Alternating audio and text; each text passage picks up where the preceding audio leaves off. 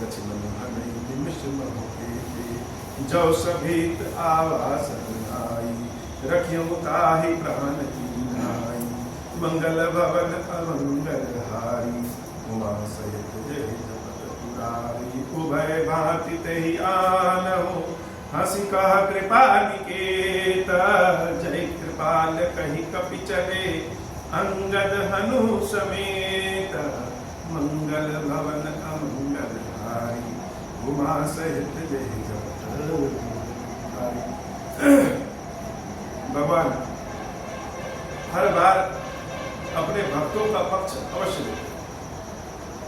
विभीषण जी महाराज दरवाजे के बाहर भगवान से मिलने के लिए, उनके दर्शनों के लिए खड़े हैं और भीतर कक्ष के भीतर जो भगवान के दूसरे भक्त लोग हैं, सेवक लोग हैं, उनसे प्रभु ने पूछा कि रावण का भाई आया है तो कैसा व्यवहार करना चाहिए। सबने अपनी अपनी नीति के अनुसार बताया कि राक्षसों का तो कोई महाराज भरोसा होता नहीं, इसलिए ऐसा करिए कि इनको बांध लीजिए और उसके बाद उचित दंड दीजिए, या जब इनका काम रहता है तब तो ये बहुत सीधे होते हैं और काम निकलते ही ये राक्षसी रूप में आ जाते हैं। भगवान श्री राम कह रहे हैं कि हे मित्र, नीति के अनुसार जो तुमने बात कही वह तो उचित है, लेकिन मेरा सिद्धांत तो कुछ दूसरा है। प्रभु का सिद्धांत क्या है? प्रभु का सिद्धांत यह है कि कोटि विप्रवद लाभ नहीं जाता। अगर किसी ने घोर से घोर पाप भी किया हो, यहां तक कि करोड़ों ब्राह्मणों की हत्या भी किया हो, लेकिन फिर भी वह मेरी शरण में आ जाए तो हम उसको त्यागते हैं। भगवान के इस भक्त वत्सलता को देख करके हनुमान जी महाराज और दूसरे बानर बड़े प्रसन्न हुए। जिसकी सेवक में हम, जिसकी सेवकाई में हम लगे हैं, अगर वह करुणाशाली है, दीन दयाल है, तो निश्चित रूप से हम सभी भक्तों का आने वाला भविष्य बड़ा उज्जवल होगा। प्रभु ने कहा कि दोनों ही स्थितियों में, अगर विभीषण हमारी जासूसी करने आए हो, भेद लेने आए हो तो भी, और हमारी शरण में आए हैं तो भी, दोनों ही स्थितियों में उनको सम्मान पूर्वक ले आओ। उभय भांति तेहि आनहु। किसी भी स्थिति में हम प्रभु के पास पहुंच जाए, ये बड़ी अच्छी बात है। हंसी कहा कृपाल के और जय कृपाल कहीं तब चले अंगद हनु समेत। अच्छा, एक और बड़ी अच्छी आदत होती है, हम लोग भगवान को कहते हैं यह तो भोलेनाथ है, बड़े दयालु, बड़े कृपालु। कहीं ऐसा ना हो कि कोई अकेला इनको पा जाए और इनको ठग ले। महादेव जी तो अनेकों बार ठगे गए हैं। राक्षस लोग इनके पास जाते हैं, बड़े प्रेम से, बड़े भाव से इनकी तपस्या करके, और जब वरदान को इनसे मिल जाता है तो वही राक्षस इनको जलाने के लिए आगे बढ़ जाते हैं। एक नहीं अनेकों उदाहरण। तो भगवान के भक्तों के हृदय की एक विशेषता है कि प्रभु की आज्ञा वो अपने सर पर रखते हैं, लेकिन यह सदैव सोचते हैं कि हमारे भगवान तो बड़े भोले हैं, कहीं इनको छल कपट ऊंच नीच के चक्कर में न पड़ जाए। तो भगवान के आदेश देने के बाद भी करते वह मनवाली ही। भगवान ने सबको आदेश दिया, उभय भांति तेहि आनहु। दोनों स्थितियों में, अगर वह गुप्तचर बन के आए हैं तो भी, और हमारी शरण में आए हैं तो भी, विभीषण को सम्मान पूर्वक ले आओ। बानर लोगों ने कहा कि हाँ ठीक है ले आएंगे, लेकिन लात इस प्रकार रहे, सादर तेहि आगे करी बानर। अगर कोई हमारे घर में आए तो हमारे घर को अगर कभी देखा नहीं है तो घर के रास्ते को तो जानेगा नहीं, तो हम लोग क्या करेंगे? हम लोग उनको पीछे करेंगे और आगे चल के स्वयं रास्ता बताएंगे कि आइए आइए आइए। लेकिन ये सारे बानर लोग विभीषण जी को कैसे ला रहे हैं? सादर तेहि आगे करी बानर, बड़े सादर आदर पूर्वक भगवान ने आदेश दिया है, बड़े आदर पूर्वक विभीषण जी महाराज को आगे कर देते हैं और स्वयं पीछे हो जाते हैं। क्यों पीछे होते हैं? कि भगवान ने कहा है कि आदर पूर्वक ले आओ, तो आदर पूर्वक तो ले आएंगे, लेकिन फिर भी यह है तो राक्षस ही, राक्षस का भाई, और यह राक्षस कब कौन सा वेश बना ले, कब कौन सी चुपचाली कर दे, ये कोई नहीं जानता। जैसे जंगल में भगवान जब चलते थे आगे आगे, तो लक्ष्मण जी को पीछे कर देते थे और स्वयं बीच में सीता जी होती कि आगे की जो समस्या है वो हम झेल लेंगे, और पीछे से अगर कोई सीता जी पे प्रहार करे तो लक्ष्मण संभाल लेंगे। ऐसे ही सारे वानर यहाँ विभीषण जी को आगे कर दिए, आगे करने पे सम्मान भी हो जाएगा, और अगर भी विभीषण कुछ करामात करेंगे तो पीछे से हम लोग देख लेंगे। तो बड़े आनंद और भाव की स्थिति है, बड़ी अद्भुत स्थिति है कि भगवान के आदेश को भी मानना है, लेकिन यह जो हमारा मन है, हमारा हृदय है कि भगवान तो बड़े दयालु है, कहीं कोई उनसे ठगी न कर ले, इसलिए अपने पीछे पीछे चल रहे हैं। तो सादर ते ही आगे कई वानर, और चले जहां रघुपति करना। कहां चले? वहां पे जैसे जहां पे भगवान करुणा के भेष में बैठे हुए हो। इस समय अपने भक्त के दर्शन के लिए भगवान किस स्वरूप में है? करुणा शंकर के स्वरूप, मानो दया करने के लिए ही बैठे हैं। विभीषण जी महाराज उन वानरी सेना के साथ जब भगवान के दर्शन करने के लिए आते हैं, तो दूर से ही सोचते हैं कि प्रभु दिखेंगे तो कैसे दिखेंगे, और भगवान के दर्शन हम करेंगे तो कैसे।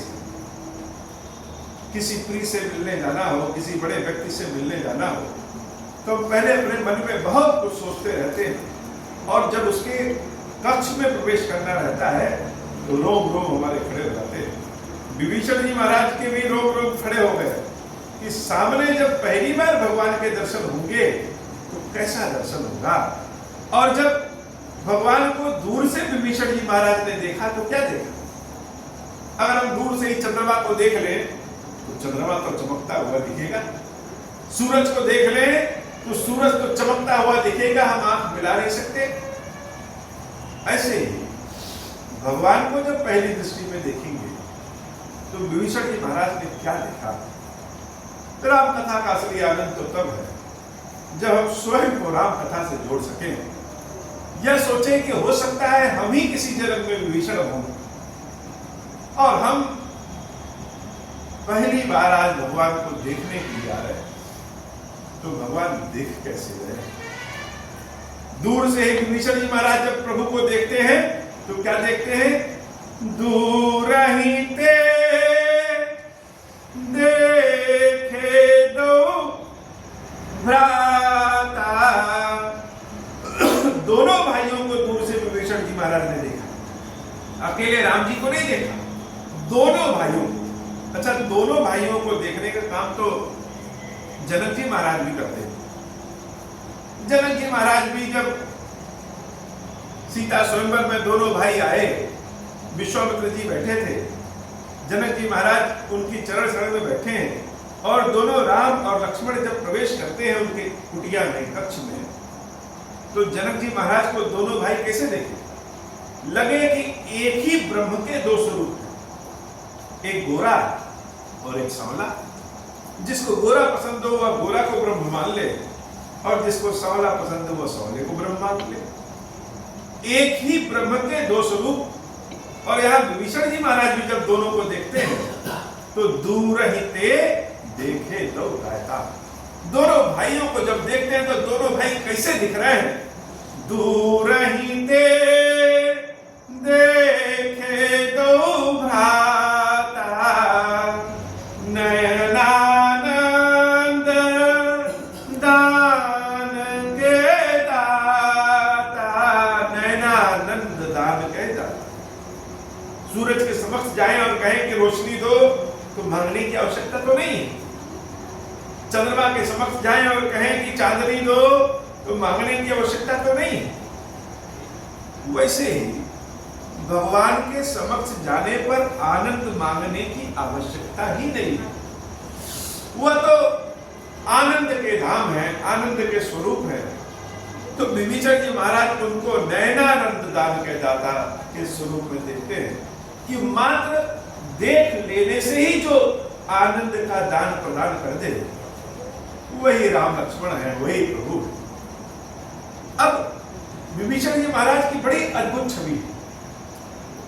वो प्रभु का दर्शन करने आए हैं और उस कक्ष में उपस्थित प्रभु श्री राम, भैया लक्ष्मण और साथ ही साथ जितने भी और लोग हैं, वह सब विभीषण जी महाराज को देख रहे हैं। एक भक्त विभीषण भगवान को देख रहा है और सारे लोगों की दृष्टि उस भक्त विभीषण पे। तो भगवान को जो देख रहे हैं, उनकी स्थिति कैसी है? बहुरी राम छवि धाम बिलोकी। बहुरी राम, जब हम किसी को क्षीरेश्वर महादेव को देखते हैं तो एक ओर से देखेंगे, दो ओर से देखेंगे। भगवान कैसे देखेंगे? बहुरी राम छवि धाम बिलोकी। छवियों के नाम है ये, जो छवि राम इनका नाम ही है। अयोध्या में बहुत सारे भगवान के विग्रह को छवि राम जी कहते हैं। आश्रम भी बहुत सारे छवि राम के नाम से हैं। तो भगवान का जो स्वरूप है वह किसी एक छवि में नहीं है, अनेक रूपों में विभीषण जी महाराज को दिख रहा है। बहुरी राम छवि धाम बिलो की अनेक दृष्टियों से देख रहे हैं। संसार इतने आनंद के भाव से विभीषण जी महाराज भगवान को देख रहे हैं। और जब देख रहे हैं तो क्या रहूं ठठो की एक टक फल रोकी। प्रभु को देखा तो देख ऐसे रहे कि यह पलक भी न झपके। भक्त और भगवान के बीच में कोई भी बीच में अवरोध ना है, ऐसा देख लिया कि पलक भी न झपके। विभीषण जी महाराज भगवान को अनेक दृष्टियों से, अनेक शोभा स्वरूपों में, अनेक छवियों से देख रहे हैं और उनकी पलक भी नहीं झपक रही है। और यही हाल वहां जितने लोग भी बैठे हैं, वह क्या कर रहे हैं? वह तो विभीषण जी महाराज को देख रहे हैं। भुज प्रलंब कंजार लोचन। अब भगवान विभीषण जी महाराज को दिखे तो कैसे दिखे? पहले तो भगवान दिखे नयनानंद दान के। प्रभु के समक्ष पहुंचते ही दुख दूर हो गया। प्रभु के समक्ष पहुंचते ही आनंद की प्राप्ति हो गई। बिना मांगे अगर भगवान कुछ दे दे, वह आनंद है, आनंद प्राप्त हो गया। अब भगवान की जो छवि है कैसी? भुज प्रलंब कंजारुन लोचन। भुजाएं प्रभु की बड़ी लंबी लंबी है। भगवान की भुजाएं लंबी होंगी तभी तो अपने भक्तों को अपने हृदय से लगाएंगे, तभी तो अपने भक्तों को गोदी उठाएंगे। और प्रभु श्री राम की जो भुजा है वो जैसे हम सब की भुजाएं हमारे जांघ तक है, भगवान की भुजा अजान भुज है। अजान भुज मतलब जिसकी भुजा उसके घुटने तक। भगवान श्री राम अजान भुज थे तो उनकी भुजाएं बड़ी लंबी लंबी हैं। भुज प्रलंब कंजारुन लोचन। आंखें एकदम चमक रही हैं, शीशे की भांति जैसे चमकती है आंखें, ऐसी दृष्टि है। और सिर्फ राम जी की आंखें नहीं चमक रही हैं, उनको देखने वाले विभीषण की भी आंखें जैसे चमक गई हैं। श्यामल घात प्रणत भय मोचन। भगवान श्याम रंग में प्रणत भय मोचन, प्राणों के संकट को, हर तरह के भय को दूर करने वाले ऐसी छवि में प्रभु श्री राम दिख रहे हैं। उनके कंधे सिंह के समान चौड़े, छाती चौड़ी, आनन अमित मदन मनमोहा, सिंध कंध आयत उरसोहा। ऐसा रूप कि करोड़ों कामदेव, असंख्य कामदेव भी भगवान के स्वरूप को देख करके मोहित हो जाए। इतने सुंदर छवि स्वरूप में प्रभु श्री राम को विभीषण जी महाराज देख रहे हैं। नैन नीर पुलकित अतिदाता, मन धर धीर कहे मृदु बाता। और भगवान को देख करके आंखों में विभीषण जी महाराज आंसू है। आज अपने भाग्य को देख रहे हैं कि जब भैया रावण ने हमको अपमान दिया, सबके सामने मारा। एक बार लगा कि इस विभीषण के भाग्य कितने खराब हैं कि जब हम अपनी बात कह रहे हैं, भगवान की बात कह रहे हैं, तो हमें यह दंड मिल गया। लेकिन जब आज प्रभु श्री राम के समक्ष पहुंच गए और देख रहे हैं कि अपनी इस सांसारिक आंखों से भगवान को देख सकते हैं, तो नयन नीर पुलकित अतिगाता। भगवान का न्याय तो बड़ा जबरदस्त होता है।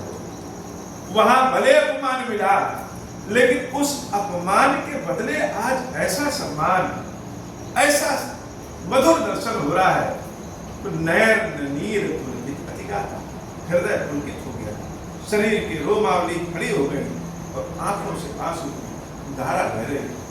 जब भाव के वजन को शब्द उठा नहीं पाते, हृदय में भाव बहुत रहता है, लेकिन बोलने के लिए तो कुछ शब्द नहीं है। क्या बोले, कैसे बोले? सूरज को कहें कि बहुत तेज चमक रहे हो, उसके चमक की तुलना करें तो किससे करें? विभीषण के हृदय के भाव के लिए कोई शब्द नहीं है। तो जहां शब्द नहीं होते हैं, वहां अश्रु ही शब्द बनकर के आंखों से निकलते हैं, और इनकी भाषा भगवान ही समझ सकते हैं। नयन नीर पुलकित अतिगाता, मंद धैर्य धीर कहीं बंधुआ। भगवान के समक्ष तो बोलने की आवश्यकता नहीं, लेकिन इस भगवान के बनाए हुए संसार में तो बिना बोले रहा नहीं जा सकता।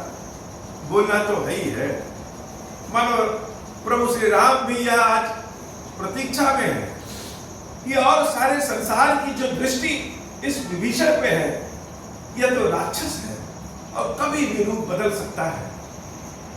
हम अपनी ओर से कहेंगे तो लोग नहीं मानेंगे। आज राम को कोई सुनना नहीं चाहता।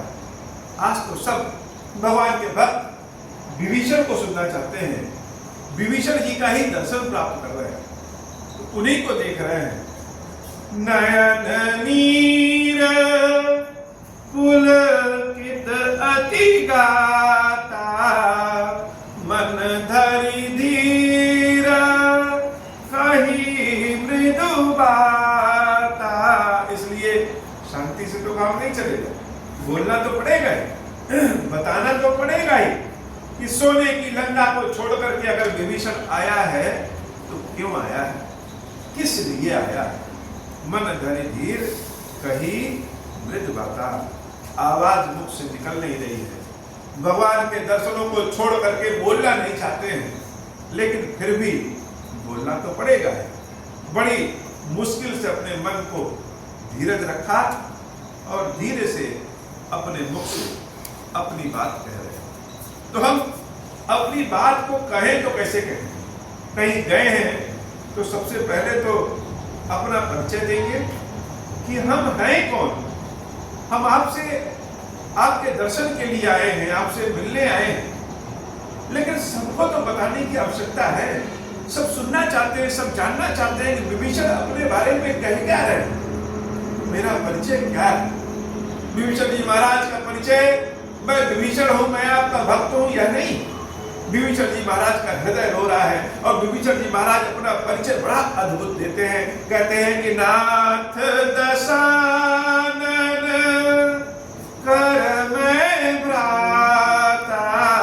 हे नाथ, लोग रावण को पापी कहते हैं, रावण को अत्याचारी करते हैं, कहते हैं, लेकिन मैं पाप में, अत्याचार में मानो रावण का भी बड़ा भाई। भ्राता का मतलब तो बड़ा भाई होता है। और विभीषण जी महाराज तो रावण से छोटे थे, लेकिन यहाँ क्या कह रहे हैं? नाथ दशानन कर मैं भ्राता। हे नाथ, मैं रावण का बड़ा भाई। बड़ा भाई मतलब किसमें? उसके पाप में। जितना पापी रावण है उससे ज्यादा मैं पापी हूँ। निश्चर वंश जन्म सुनता। राक्षस कुल में मेरा जन्म हुआ है और जन्म से ही देवताओं, संतों, महात्माओं का मैं दुश्मन। अगर कोई गिद्ध कुल में पैदा हो जाए, शेर कुल में पैदा हो जाए और कितना भी नेकवान, नीतिवान हो जाए, तो ऐसा तो करेगा नहीं कि वह मांस खाना बंद कर दे। भगवान ने जब उसको वह शरीर ही दिया है, वह भोजन के रूप में तो मांस खाएगा।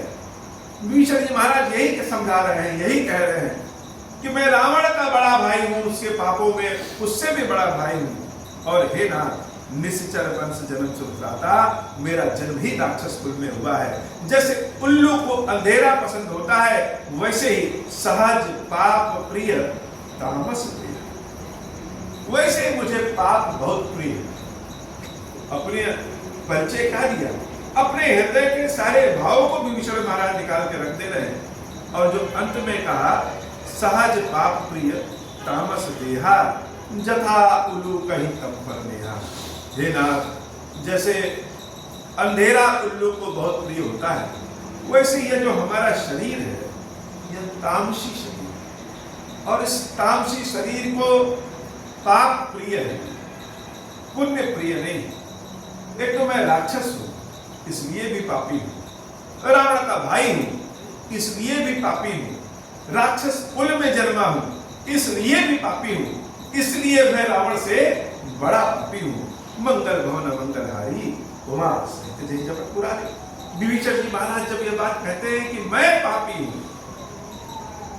अगर मैं पापी हूं, अगर मैं इतना अपवित्र हूं, फिर भी आया हूं, आपकी शरण में क्यों आया हूं? यह जो उत्तर विभीषण जी महाराज ने दिया, यह सिर्फ विभीषण जी के शब्द नहीं है प्रभु, यह सारे भक्तों के शब्द हैं। लोग भगवान की भक्ति क्यों करते हैं? किसने कहा कि बाबा खिलेश्वर महादेव की भक्ति करो, शंकर जी की भक्ति करो? किसने समझाया? क्या किसी स्कूल में समझाया? क्या किसी कॉलेज में समझाया गया? या किसने कहा किसी को कि भगवान की भक्ति करो? तो सारे भक्त, हम सब जितने लोग हैं, वो भगवान की भक्ति कैसे करते हैं? विभीषण जी महाराज कहते हैं, श्रवण सुजस सुनी आयो। हे नाथ, मैं बहुत पापी हूं, बहुत अपवित्र हूं, लेकिन फिर भी आपकी शरण में आया हूं। क्यों? क्योंकि अपने कानों से आपके सुंदर यश को, आपकी सुंदर कीर्ति को श्रवण सुजस सुनी आया हूं। प्रभु भंजन भवभीर, इस कीर्ति को, इस कार्य को, इस महिमा को सुना है प्रभु भंजन भवभीर, कि भगवान जन्म मरण के भय को दूर करते हैं और अपने भक्तों की रक्षा करते हैं। यही यश कीर्ति तो हम सब सुने हैं। बचपन में जब पैदा होते हैं, कोई यह नहीं कहता है कि नहीं भगवान की भक्ति करो, भगवान की आरती करो, लेकिन फिर भी बड़े होते होते सीख जाते हैं। क्यों? क्योंकि भगवान की यश कीर्ति श्रुतियों में सुना, कथाओं में सुना, लोगों को कहते हुए करते हुए सुना, और यह जाना कि जो कोई नहीं दे सकता है, वो महादेव दे सकते हैं, वो भगवान दे सकते हैं। तो भगवान के इसी यश कीर्ति को सुनकर के भगवान की शरण चरण में चले आते। अब हम भगवान की शरण में, बाबा आपकी यश कीर्ति को सुन के आ जाए, तो आपके आने और आपके यहाँ आने के बाद अगर आप यह कह दें कि पाप का फल और पुण्य का फल, तुम तो बड़े पापी हो और उस पापी का फल ऐसा होगा कि मुझसे दूर चले जाओ, तो आखिर भक्त जाए तो कहां जाए? जब सब कुछ छोड़ करके भगवान की शरण में आ जाए और भगवान कर्म बंधन के फल चक्र को उदाहरण दे करके कह दे कि तुम अभी दूर रहो, या फल डूबो या डूबो, तो भक्त जाएगा तो जाए कहां? अब कान तो ऐसी चीज है जिसको बंद कर नहीं सकते, वो तो सुनना ही पड़ता है, और कानों से भगवान की यश कीर्ति बहुत सुना है। श्रवण सुजस सुनी आयो, प्रभु भंजन भवभीर, त्राहि त्राहि आरती हरन। हे नाथ, मैं पापी हूं भले, लेकिन सुना हूं कि आप भय को दूर करते हैं, अपने शरणों में लेते हैं, कृपा करते हैं, इसलिए हे नाथ त्राहि त्राहि आरती हरन, शरण सुखद रघुवीर, मुझे अपनी शरण में लीजिए, मुझे अपनी शरण में लीजिए, मुझे अपनी शरण में लीजिए, और आपकी शरण ही सुख प्रदान करने वाला है। मंगल भवन मंगलहारी, उमा सहित जय जपत। विभीषण जी महाराज प्रभु श्री राम की चरण में गिर पड़ते। सारे लोग जब विभीषण के इस बात को सुनते हैं, सब द्रवित हो जाते हैं, और मानो भगवान मुस्कुरा रहे हैं, जैसे अपने भक्त को निर्बल मन देख करके, भक्त का निर्बल मन जान करके, यह सारे संसार को बताना चाहते हैं कि हमारा भक्त विभीषण वैसा नहीं है जैसा सब लोग सोच रहे हैं। भगवान की बड़ी अद्भुत गाथा है। भगवान की भक्ति, भगवान का शरण ये बड़े भाग्यशालियों को मिलता है। जिसके ऊपर प्रभु कृपा करते हैं उसी को मिलता है। हम सब तो यह मानते हैं, प्राय ऐसा माना जाता है, धन संपत्ति यश कीर्ति गाड़ी घोड़ा जिसके ऊपर है, जिसके पास है, भगवान की कृपा उसी पे है, ऐसा मानते हैं। महादेव की कृपा उसी के ऊपर है जिसके पास सब कुछ है। यह तो भी सत्य है कि महादेव की कृपा, भगवान की कृपा जिसको हो जाए उसके पास यह सब आ जाता है। लेकिन यह भी सत्य है कि भगवान की असली कृपा तो हृदय और मन ही जानता है कि हे नाथ आपकी शरण में, अपने चरण शरण में बनाए। हे बाबा, आज की कथा इतनी। श्री क्षीरेश्वर महादेव जी की किशोरी मैया जी हम सब के ऊपर बाबा कृपा करिए, हम सब के ऊपर कृपा करिए। जो कोई भी यह कथा कभी भी सुने, आदि सुने, पूरी सुने, जिस रूप में सुने, कृपा करिए उसके ऋण रोग दोष दुख को दूर करिए और अपने चरणों शरणों की सेवा भक्ति प्रदान करिए। मेरे ऊपर भी, हम सब के ऊपर कृपा करिए बाबा। अब हो प्रसन्न प्रभु मोह पर, नाथ दीन पर नेहु, निज पद भगति देहु प्रभु, पुनि दूसर बर देहु। तब माया वश जीव जड़, संतत फिरहि भुलान, हम पर क्रोध न करिय प्रभु, कृपा सिंधु भगवान। शंकर दीन दयाल, अब हम पर हो कृपाल, साप अनुग्रह होई जहि विधि, नाथ थोरहि काल।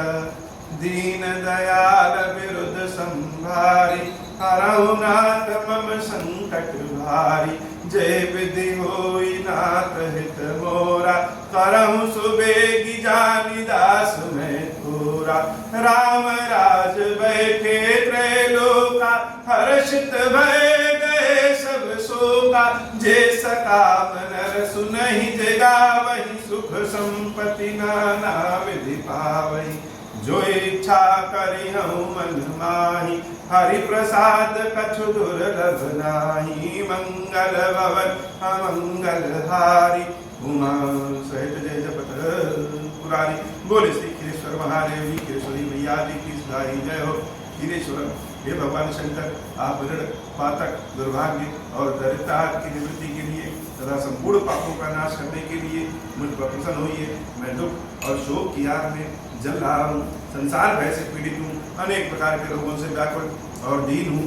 क्षीरेश्वर मेरी रक्षा कीजिए। देव देवेश्वर सबको निर्भय कर देने वाले महादेव जी, मेरी इसकी भी पूजा को पार्वती जी के साथ ग्रहण कीजिए। मेरा मंगल करिए। महादेव शंभु, महादेव शंभु, महादेव शंभु। ओम श्री राम।